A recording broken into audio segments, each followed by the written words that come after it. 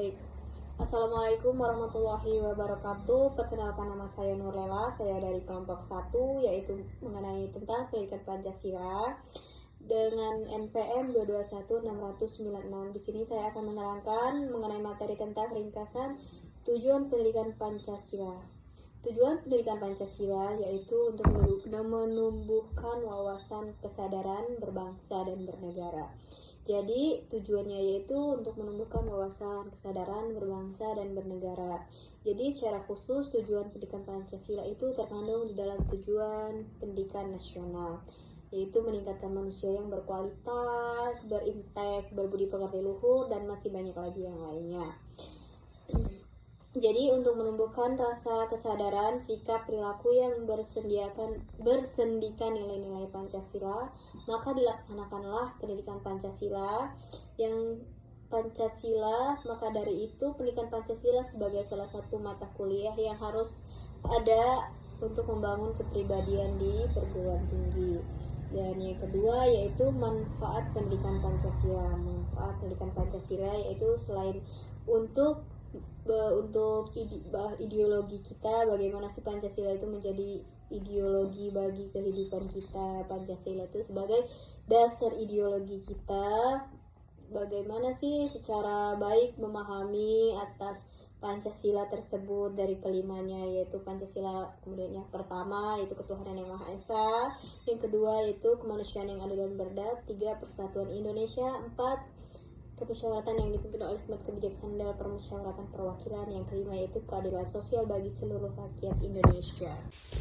Dan kemudian yang ketiga yaitu kompetensi dasar pendidikan Pancasila, di mana Pancasila itu sebagai dasar pendidikan yang nasional. Jadi tidak hanya dijadikan sebagai idealisme ya. Jadi pembentukan watak dan peradaban bangsa yang bermartabat, akan tetapi lebih jauh dijadikan sebagai misi suci pendidikan Pancasila.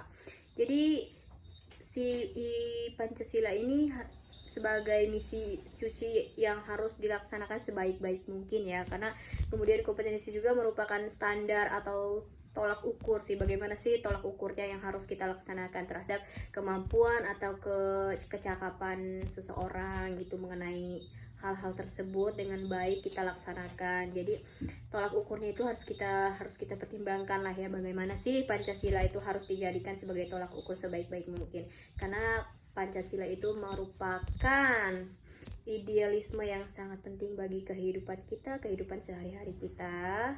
Jadi tidak boleh kita sembarangan untuk melaksanakan kelima Pancasila tersebut ya. Jadi seperti itu.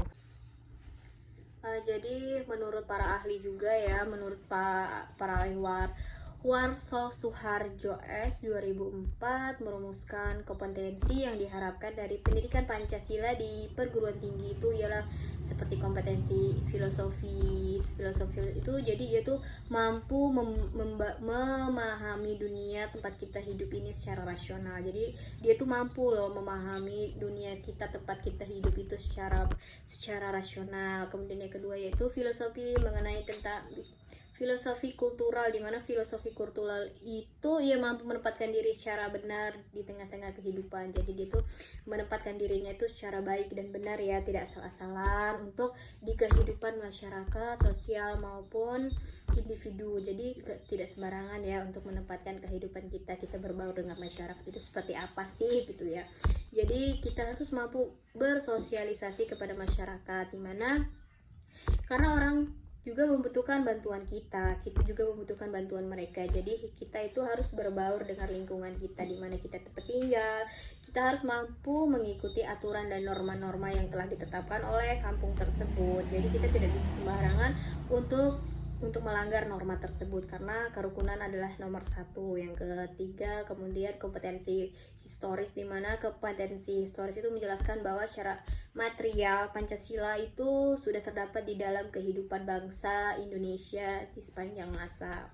Kemudian yang keempat yaitu kompetensi yuridis, di mana kompetensi yuridis itu ia mampu menjelaskan bahwa dilihat dari segi hukum Undang-Undang 1945 itu dia mampu menjelaskan yang baik dan yang buruk sebagaimana diterangkan di dalam Undang-Undang 1945 bahwasanya mempunyai kedudukan hukum yang sangat erat. Jadi jika kita melanggar kedudukan hukum tersebut, kita harus mau menerima resiko kita, yaitu kita harus dikenakan sanksi oleh pihak yang berkewenangan selebihnya. Jadi begitu penjelasan dari saya. Jika ada kesalahan atau apa, saya mohon maaf karena saya masih belajar. Mohon maaf atas kesalahan apapun. Saya minta maaf kepada Allah dan saya juga mohon maaf apabila ada kata-kata yang saya ucapkan salah, mohon dimaafkan. Saya akhiri. Assalamualaikum warahmatullahi wabarakatuh. Assalamualaikum warahmatullahi wabarakatuh. Perkenalkan, nama saya Noviana Fitri, NPM 22160094. Di sini saya akan menjelaskan materi tentang konsep pendidikan Pancasila. Suatu bangsa tidak akan dapat berdiri dengan kokoh tanpa adanya dasar negara yang kuat dan tidak dapat mengetahui arah dan tujuan yang akan dicapai tanpa pandangan hidup. Tinjauan Pancasila dari berbagai segi. Pengertian secara etimologis.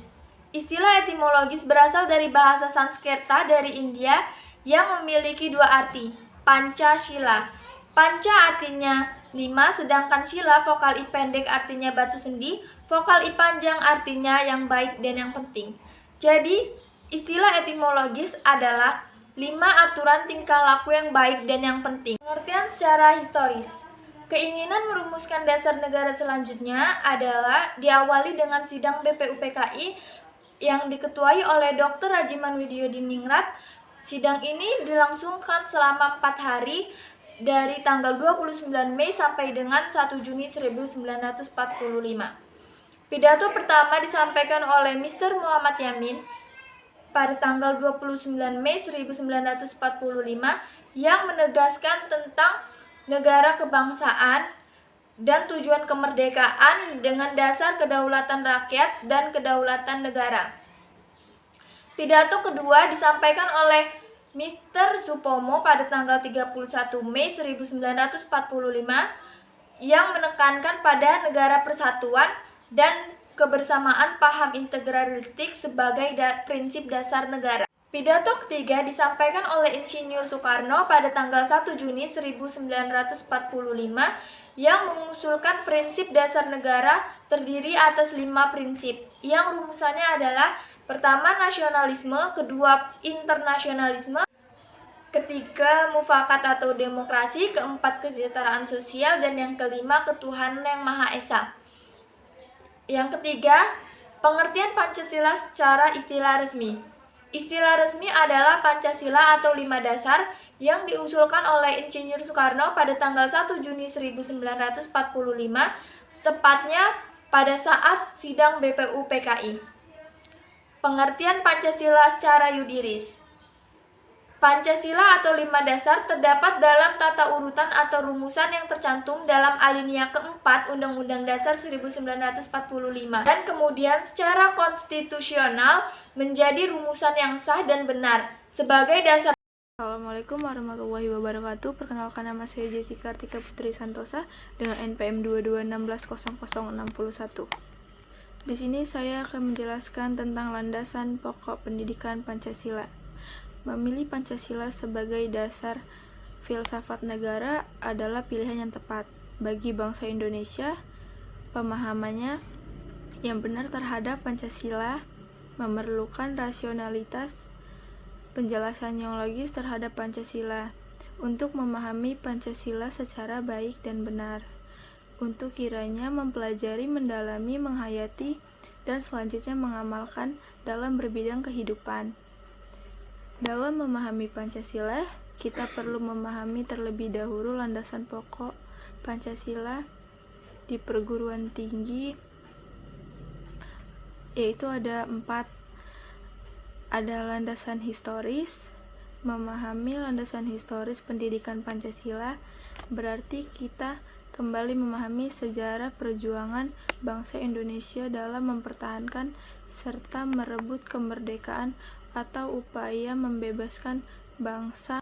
Materi selanjutnya adalah dinamika tantangan pendidikan Pancasila. 1. dinamika pendidikan Pancasila. Apabila ditelusuri secara historis, upaya pembudayaan atau pewarisan nilai-nilai Pancasila telah secara konsisten dilakukan sejak awal kemerdekaan sampai sekarang. Namun, bentuk intensitasnya berbeda dari zaman ke zaman. Sebagai diketahui, pendidikan Pancasila mengalami pasang surut pengimplementasiannya. Yang kedua, tentang pendidikan Pancasila. Agar Pancasila menjadi pendorong petunjuk menjadi generasi penerus, maka pemegang estafet kepemimpinan nasional, nilai-nilai Pancasila harus ditanamkan oleh para mahasiswa melalui mata kuliah pendidikan Pancasila. Selanjutnya yaitu pendidikan Pancasila untuk masa depan. Dalam Undang-Undang Republik Indonesia Nomor 20 Tahun 2003 tentang Pendidikan Nasional, Pasal 3 ditegaskan bahwa pendidikan nasional berfungsi mengembangkan, membentuk watak dan peradaban bangsa yang bermartabat, mengembangkan dan mencerdaskan kehidupan bangsa, bertujuan untuk berkembangnya potensi peserta didik agar menjadi manusia yang beriman dan bertakwa